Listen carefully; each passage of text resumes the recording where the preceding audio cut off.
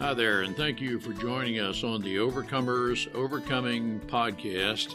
We feature those who are in the process of overcoming or have overcome any type of life encounter, life obstacle that at the time seemed to be almost insurmountable. With this podcast, we have three objectives in mind. Our first objective is we want you to know with a confident resolve you are not alone. We want to work with you. We want you to know there are others who are working with you, who want to help you through whatever you are encountering, and together we will get through whatever you're experiencing. Our second objective is there are multiple options for any life encounter you are facing. We want to help you develop a resolve that there are various options and solutions to any life dilemma. Our third objective is to help you with critical thinking skills. If you're encountering something that was possibly a decision you made sometime in the past, and if you had the opportunity for a life redo, you would make a different decision. We want to help you with those critical thinking skills that can help you make an informed decision and not encounter what you're going through at the moment. We are the Cooper Culture, a veteran-owned business. We work with business personnel and families to develop and sustain connected relationship cultures within their families and organizations. That type organization is one where people feel wanted, appreciated, and genuinely a part of that organization. I'm with my wife and business partner, Marty, who has helped me facilitate this podcast. Today we feature Dr. Jeffrey Reynolds, who discusses with us the difference between physical fitness and health. Very interesting that he makes this analogy, but he does so because of his experience with physical fitness. He is an avid runner. As of this recording, has run over 140.6 miles. By many standards, is very physically fit. Yet he got a diagnosis of cancer, and two different diagnoses of cancer, which radically changed his life. He talks to us about how he and anyone with a serious diagnosis can overcome whatever that diagnosis is, not just medical, but whatever the challenge is a person has, how they can get beyond that to overcome whatever it is, whatever the life encounter is they are enduring. Marty, what are some takeaways our listeners can gain from Dr. Jeffrey? Dr. Jeffrey has a life story that is amazing. He shares regarding his two cancer times that he was determined to have an unwavering discipline to exercise. Even on the hardest days when progress felt small, he could also feel those small victories and helped him to get through and keep going. That unwavering discipline, that is a call to action that many of us need to have. Let's listen and learn together. Yeah, it's a great story. Dr. Reynolds, great to have you with us. Our listeners are going to be very interested in learning how you can, one, run in excess of 140 miles, compete in and complete a triathlon, how all of that might correlate with overcoming two cancer diagnoses. I do know that some people might feel that, cancer, I don't know how I can make it beyond that point, but you seem to have a mindset that of something to the effect, I will beat this, I'll overcome it, I'll do whatever is required to be a better person in spite of cancer and so forth. Dr. Reynolds, great to have you with us. Thanks so much for having me on. It's a pleasure, and anxious to tell the story. As you mentioned, I went into this as a triathlete. My story really began on April 1st of 2022, appropriately enough, April Fool's Day. I'm driving down the highway going to a dental appointment. I get a notification on my phone. I get to a stoplight, and I jump into my healthcare portal and I scroll through pages of medical jargon that I don't understand too well. And then I get to the punchline, and the punchline is very simply clinically significant prostate cancer likely. And I sat at the stoplight, cars beeping behind me, just trying to make sense of it all and thinking maybe they mixed my records up. Maybe this is a bad April Fool's joke. I can't believe that, I've just gotten this news via a text message, no less, on a Friday morning. And, to be fair, my cancer journey didn't start with that text message. It started with a routine exam. I went in for a routine check, regular physical, was feeling great. And in fact, just a couple of months earlier, had finished Ironman Florida, which for your audience that may not be familiar with it, that involves a 2.4-mile open water swim, a 112-mile bike ride, and a full 26.2-mile marathon that you run. And you don't take breaks in between, and you need to finish within 17 hours. And so I did that as part of maybe a midlife crisis in retrospect, but was able to look back and say, geez, how could I have had cancer? I just did this incredible feat and I'm in the best shape of my life. But I did. I had no symptoms whatsoever. I went in for this routine exam. And then on that day, heard those words for the first time. And they're words that 2 million Americans hear each and every year. You have cancer. And so that was the beginning of my journey. As you mentioned, I've had two cancer diagnoses. And so, not to steal the punchline, but, I went through treatment, was successfully treated for prostate cancer, came out the other side, um, actually ran the New York City Marathon that year, and was back to living life. But by then I had really become an evangelist for routine screenings. I did a public service announcement for the Prostate Cancer Foundation of America, went and got a routine colonoscopy, and you probably know where this is going. Woke up from that colonoscopy and was told that I had a significant mass. That significant mass turned into stage 3B colorectal cancer. I was ushered into a clinical trial, and that meant 27 rounds of radiation and 35 rounds of chemo. Um, I'm happy to say I am right now cancer free. You kind of live a little bit on the edge once this happens to you. Two cancer diagnoses in 14 months certainly changes your life and the way you look at things. And as you intimated in the beginning, my triathlon training mattered a lot as I've traveled this journey. Yeah, I'm very curious for the listeners. It sounds as if you were are in top physical shape. However, you had cancer in where you were blindsided by it. I'm going to believe. Was it blood tests that the increase in PSA that, for one, maybe you could have known that, or did this happen and no way of knowing it? Yeah, so in neither event did I have any symptoms whatsoever. I go for routine checkups because, in endurance sports, you put your body through a lot. So you go for regular checkups. And quite frankly, I was more worried about cardiac issues because when you reach a certain age and you're out there for 15 hours doing strenuous exercise, you want to make sure you're in the shape where you should be doing that. So, yeah, routine PSA picked up my prostate cancer. It was just over the limit. The limit is 4. I was at 4.2. Both my doctor and I figured this is not a big deal, probably fine. But in both cases, it absolutely was not fine. One of the real important distinctions, and I listened for years as people told the story of Jim Fixx. And Jim Fixx was a marathon runner who died of a heart attack. And people always kind of say, yeah, why run? Because, things happen to even people that run marathons. And one of the things that I figured out very quickly is that health and fitness are two very different things. You can be the fittest person in the world and still have a health complication that comes out of nowhere that you never expected.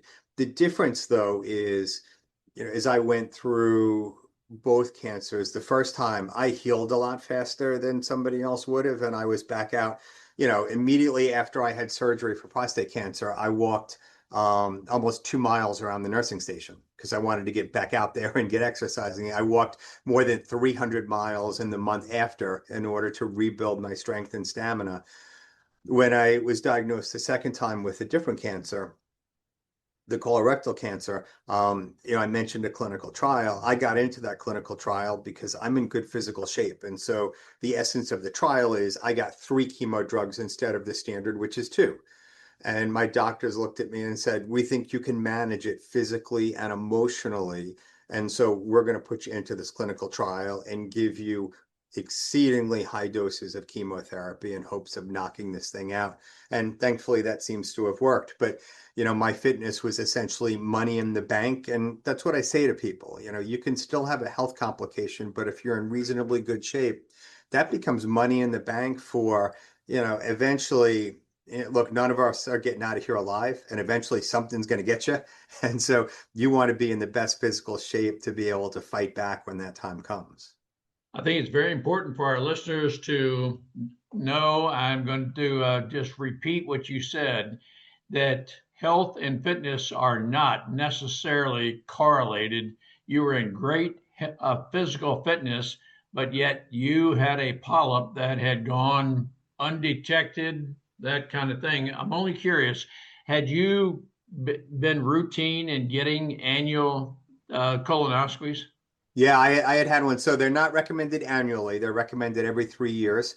And yes, I had been just 3 years earlier, and I'm on a 3-year schedule because I had had polyps the last time around. And so I was thankfully very religious about that and went regularly. Same thing with my physicals and the PSA. Had I not gone, the outcome here likely would have been very different. And so depending upon your age for colonoscopies, you're on a 3-year, a 5-year, or a 10-year life cycle. When I've got folks in my life who say, yeah, I've been putting off my colonoscopy, I don't want to go, it's inconvenient, it's uncomfortable, it's yucky. Look, there was a point where in 6 months I went to 88 medical appointments, and I say to them, you want to see inconvenient and yucky and distressing? Come walk with me for a little while. And so, I am pretty rough on my friends who say I'm putting off my colonoscopy because if I had, I probably wouldn't be here talking to you today. No, that's great. And so I certainly want to get into more so the your physical fitness, how you recovered from. But did you have a family history of colonoscopy of colon cancers at all? No, none whatsoever. And I actually went through genetic screening because I have children and wanted to know if there was a broken DNA bracket somewhere that I needed to know about. No, and the genetic testing showed nothing. I have no significant occupational exposures or environmental exposures that I'm aware of. Wasn't it 9/11, that kind of thing. And so, at the end of it, I said to my doctors, how do you get 2 cancers in 14 months? And my oncologist shrugged his shoulders and said, sometimes it's just bad luck. And Wow. so, not exactly emotionally satisfying, but I think probably, a better outcome than knowing that I had some genetic anomaly that I never knew about that I was going to pass on to my kids. And so, that's certainly 2 cancers in 14 months is bad luck, but I've had the best possible outcome. And, one of the things when you get a cancer diagnosis, especially like the second one, is people who are newly diagnosed come to you and talk to you. And I've lost um, 2 other friends who were diagnosed at about the same time I was that had exactly the same diagnosis. I've got another friend who was diagnosed about a year after me who recently had a reoccurrence. And I'll tell you, each and every one of those instances serves you a healthy dose of gratitude that this is the outcome because it's not the outcome for everybody. Now, what I'm taking from what you're saying is, okay, I have, well, the cancer is what it is, where, it just happened. You're one of the unlucky 1 in 10 million, whatever the situation might be. But your physical fitness, your mindset, and so forth seems, yep, this is going to be a speedy recovery, and you will have no lasting adverse effects from chemotherapy. I don't know that I'm characterizing exactly what your life is, but can you talk to us about whatever the mindset is, the attitude that hey, I'm going to recover from, I'm going to beat this. I will be in I am in good physical fitness. That is definitely correlated to a speedier recovery. If I'm saying something that's not accurate, certainly correct me. Yeah, so I think that's largely accurate. One of the things that I would say is that, look, the cancer experience is different for everybody. I meet a lot of folks who say, well, I didn't have chemo, so it's different. And look, everybody's cancer experience is unique, and valid. Um, for me, one of the lasting effects, when doctors kind of clear you from this, they use very guarded language. And so they don't talk about remission anymore. They don't talk about the fact that you're cured. They say there's no evidence of disease right now. And, one of the things I've said to my doctors is, look, there's plenty of evidence, right? So, I have some recurring side effects related to chemo. You can't pump yourself full of a toxic substance and expect that there aren't going to be some ramifications. But the other thing that sticks with you really is I go for scans every 3 or 4 months. Now it's 4 months, but it was 3 months. And it's almost like you're on it's like you're on a merry-go-round, right? Or you're spinning a roulette wheel and you land on black and you've got another 3 months of peace, quiet, and gratitude that you're still kicking. You land on red and you're right back to IV poles and hospital gowns and that kind of thing. And so those things kind of stick with you and they never disappear. But there's also some good stuff there too, right? So there's, the gratitude, the thankfulness, the relationships I've built over time, the introspection I've done. Um, for people who pass away suddenly, they don't have the opportunity to do that kind of introspection. So I've been given the opportunity on 2 occasions to do some of that introspection, to go on and write a book about it and that kind of thing. As far as the mindset, it's more complicated than you outlined, but also a little bit less complicated than you outlined. For those of us to get the diagnosis, I guess you have a choice. You could just say, I'm going to forego treatment and let cancer do what it's going to do. And we know what cancer does. It kills you.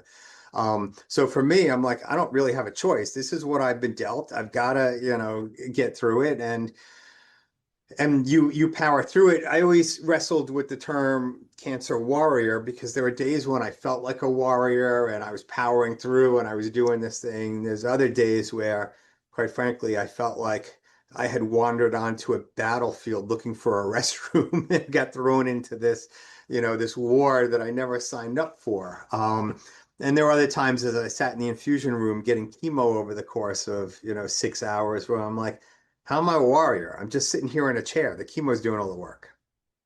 But I will say some of the things that helped me in a real kind of way was I exercised through chemo, not to the extent that I was, but I continued to exercise.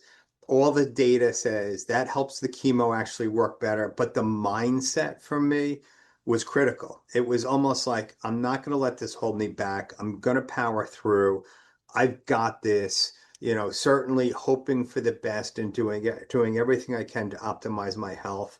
If I don't have a good outcome here, that's not something I can control, but I can control the way I think about this, the way I process it. I was also very, very in tune with the notion that additional stress and worry is not a friend to your immune system, right? Stress and worry doesn't cause cancer per se, but it doesn't help your immune system.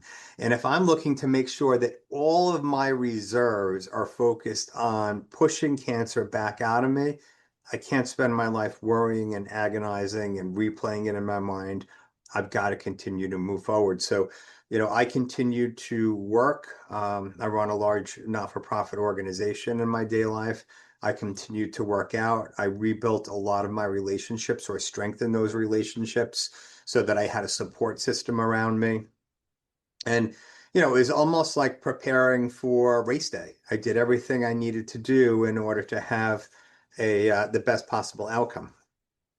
I think, and what I'm reading from your mindset, which I think is very important, that there are obviously some things you do not have control over, but yet a mindset, I think largely we do have control over that. You don't have control over your total energy, and I'm supposing what I'm saying to you right now. Yeah. But so you necessarily can't run the Ironman marathons and so forth, but you can do something in the house. You can do, well, you have the choice of whether you sit on the couch and, you worry and you're negative thinking and so forth. And it sounds to me like pretty obviously you're saying that, nope, not going to do that, but I will do whatever I can. I don't know whether it's on the treadmill, you're going to do something. But here again, what I'm reading into you is your mindset is, hey, I'm gonna think on the positive, and I'm gonna take whatever I can of the positive from this, and somehow, some way, we're gonna end up on the positive side of this. Doctor, I don't want to assume that what I'm saying is entirely accurate, but that's what I'm reading into what you're saying. Yeah, I think you got it. One of the ways that I think about this, there's always that persistent fear that the cancer is going to come back and that they'll tell me, hey, look, there's nothing we can do. And I've walked through those scenarios, a million times in my mind. And it's almost like, I envision kind of running alongside cancer and we spend some time together and cancer threatens to come back. And I say, all right, well, then I'll go back to my doctors and we'll restart treatment. And if that doesn't work, then we'll try something else. And if that doesn't work and they tell me you've got X amount of time, I will thank them very much and then triple that time that I have available left on Earth. And so I liken it to, I run alongside those fears and, we'll chat a little bit and then I just pull ahead and I leave those fears behind because I'm not going in that direction. I'm moving forward. And so, you can't stop something that could be inevitable, but you can choose how you view it and whether or not it governs your life. And so, I got back to racing to a certain extent last year. I did a 70.3 mile triathlon. I ran up the all 1,579 steps of the Empire State Building as part of a cancer fundraiser. And so I'm back to doing what I do best. I will say kind of the rebuilding was pretty meaningful for me. When I started out, right after treatment, obviously I wasn't, exercising for a couple hours a day. I was on the Peloton for a half hour, that kind of thing. But as I got back into serious training, I really had to wrestle with, I'm not going out and running 10, 12 miles now and then coming home and going to a family function. I'm, maybe getting 3 to 4 miles instead. And, I'm not going all out fast and I'm bargaining with myself that, I'll run to the next fire hydrant and then walk for a little bit. And then I'll pick up and run again to the next stop sign. And then I'll walk to the next parked car. And, I needed to really start from scratch, which was certainly humbling. But also really just part of the process in terms of how you rebuild your life after a significant illness. I want to take a very brief moment to tell you about myself, the Cooper Culture, a certified veteran-owned small business.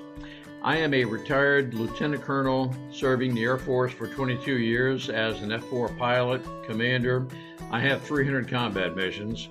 I specialize in executive leadership training, team building, and workplace culture, where we help businesses to develop a culture of loyalty, trust, and by developing personality traits and personal strengths, we can help identify those traits that support the company's objectives. We do this through half-day and all-day training shops. I'm also a public speaker where I welcome the opportunity to speak with your group to help you develop your team to the point where people are loyal and they know exactly how they fit in the organization and contribute to your strategic objectives. Through that, you will have a very profitable company and a psychologically safe space where people know they can freely discuss everything about the company themselves, and we are always working together to progress. Contact me at ron@thecooperculture.com. Our website is thecooperculture.com. Look forward to the opportunity to speak with your group, work with your group, to take your group to the next level to where we soar together. Let's work together. You seem to be saying, I'm going to give 100% to whatever I am capable of doing at this point of my recovery, and you're not going to stop at 30, 40% type thing. You're going to give it 100%. and accept that 100% is what you've got available to you, and it isn't the total distance, total effort that you used to have, but in terms of level of effort, you gave it 100%, and you do have control over that part. You don't have control over what the net result was of the 26 miles, but 100% now at your state of recovery represents 2.2 miles type analogy. That's what I'm trying to drive at. Is that pretty well accurate of your mindset? Yeah, look, I think we have to accept, I'm always one that wants to push forward a little bit, but the other part of that is we kind of have to accept where we are at any given point in time. The reality is, I'm 59 now, and with 20-year-old kids competing in these races, I'm not going to win anytime soon. I'm also probably not going to come in last. I'm going to come in somewhere in the middle, and I get the same free banana and bottle of water and t-shirt that you can't really wear anywhere else other than a race that everybody else is going to get. But I think I'm more thankful for being out there now. I recall a day when I was in the infusion room, and it faces out onto a sidewalk, and there were clearly staff people who worked in the hospital who during lunch went out for a run instead of eating pizza kind of thing. And I watched them run by, and I sat there and said, oh, what I wouldn't give to be out there running again. Well, now I can do that, right? And so I have a lot more gratitude for the ability to do that. I used to refer to some of my workouts. I have a professional coach, and she would give me workouts, and I'd say to my wife, I have to run 6 miles today, or I have to, bike, 25 miles today. And now it's shifted in that, not that I have to, it's I get to, right? I get to do these things. So often in life, I think people kind of walk around and say, I've got to get my kids to soccer, or I've got to clean the house, or I've got to go do this or do that, or I've got to get to work. The reality is, there's lots of people out there who would kill to have children. There's lots of people who would kill to have a nice house that they had to clean, or a job that they had to report to at 9 a.m. And so one of the things that cancer has brought out for me really is this notion of gratitude, and that there's lots of things that we get to do. And until you've felt the other side or gotten a glimpse into the other side, you never really fully appreciate the gifts that we've been given. For the listener who may be going through some sort of I'll categorize it as a health valley, emotional valley, some sort of trauma, however they would decide to define that. And they're just at that really low point in their life. They don't know if they have the energy to do exactly what you're describing. Doctor, how would you try to encourage, inspire that person? Come on, get up out of the couch, get up out of that low point, just do something that just move on. You can just at least move out on what you have control over. I'm not sure I'm using the terms you would use, but how would you inspire that person that do whatever you can? The most important thing, I think, is momentum. The hardest part of any workout, quite frankly, is lacing up your sneakers and getting out the door. Once you get out the door, everything feels great. And so whether we're talking about, exercise, or even in your own life, right? There's people who say, I always wanted to take piano lessons, or I always wanted to learn how to do this. Well, go do it. One of the things that was a wake-up call for me after my second diagnosis. So when I started the book, I wrote it as I was getting chemotherapy, sitting in those infusion rooms, and I finished it on safari in South Africa.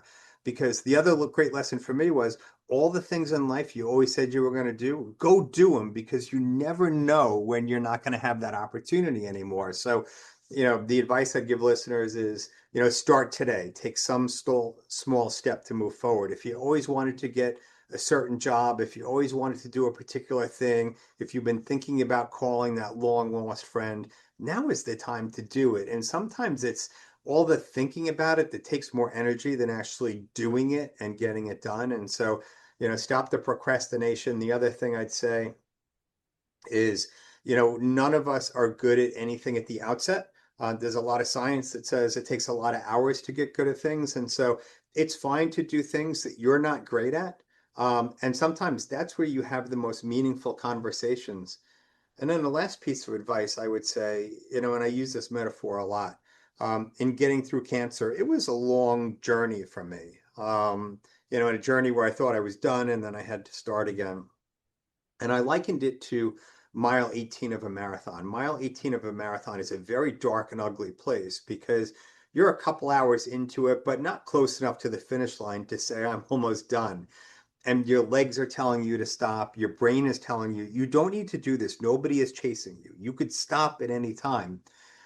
And finding the strength in that moment to just keep going really could be a metaphor for the rest of life. And so whenever I hit that wall in a marathon, I really just said, I was able to kind of revisit and say, so why am I doing this? Why was this goal important to me? And understanding that being uncomfortable will pass.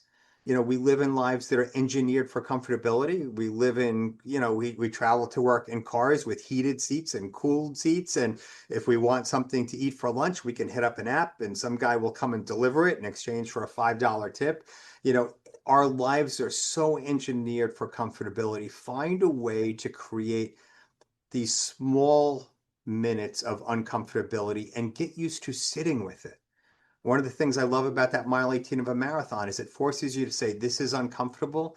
I don't feel great, but if I keep going, this too shall pass. And by the time you hit mile 22 or 23 of a marathon, like this high kicks in where you're like, I'm almost done. I'm actually doing this. I'm actually going to finish this.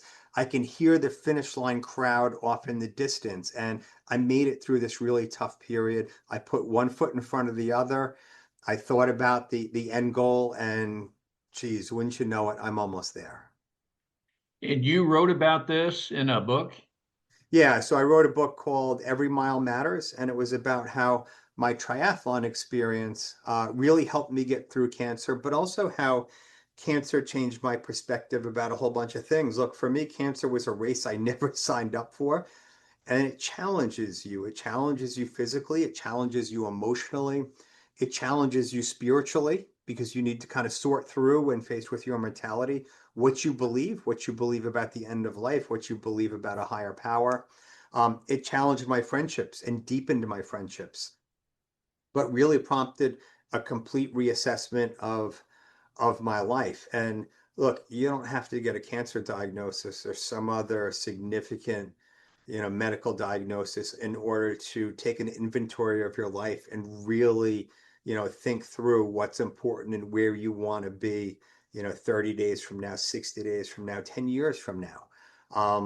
Cancer did that for me, but you don't need to have cancer in order to do that. There's the axiom of finish strong, and we'll bring it in for a landing on this, but finish strong. And I'm not implying at all finish life strong, but whatever you're encountering right now, make it through with a positive attitude. I think your book, your personal inspiration, love life, finish strong. Don't give up in go back to life and think about well gosh, I just gave up, but finish strong. I think that's what I'm taking from a lot of what you're saying, Jeff. Finish strong, you keep going, and you can win the quote Super Bowl if you just keep going in life. And I don't want to suppose that I'm characterizing what you would say, but that is my take of what you're saying. Yeah, look, keep going. And sometimes you do that through sheer brute force. Sometimes you do that through persistence. Sometimes you do that with the right people around you and the right support structures. But keep moving forward and figure out how to live the very best life you can. And don't wait till tomorrow. And keep the right people around you. What a huge inspiration. Marty, what do you think? Yes, I want to thank you for all the encouragement. No matter what we're going through, like the term you said, okay, cancer's here, this is my friend. We'll work through it together. And also, if you say, I have to do this, I get to do this. That is such a good mindset. So I just thank you for all the encouragement that you have gone through and sharing with everybody. And we will get your book. Great. My pleasure. Thank you guys so much for having me on. Thank you for what you do, right? So, helping to spread this message and help people improve their lives is in a lot of cases why we're put on this earth. So thank you for doing your part. Well, thank you, Doctor. You're a great inspiration, and we look forward to continuing this journey along with you. Awesome. Be well, guys. Be well. We appreciate having the opportunity to share our and our guests' life experiences with you. The Cooper culture advances organizations to achieve and sustain high retention rates, connected communication, and trust through personality insights and principled leadership. You can contact us at our website, thecooperculture.com, and you can contact us directly at ron@thecooperculture.com or Marty, M-A-R-T-Y, at thecooperculture.com. We work with you to help assess aspects of your culture to advance the environment and people to their best performance. We do that through our staff of certified personal performance coaches, leadership trainers, keynote speakers, and DISC personality behavior experts. You can book a speaking engagement directly through our website by contacting us at ron@thecooperculture.com. We look forward to sharing our life experiences with you, some of which are profound, some of which are pretty funny. Some of those life experiences are ones we'll never do that again because we've been through stuff. We truly look forward to working with you, speaking with you, helping advance you in any way that we can.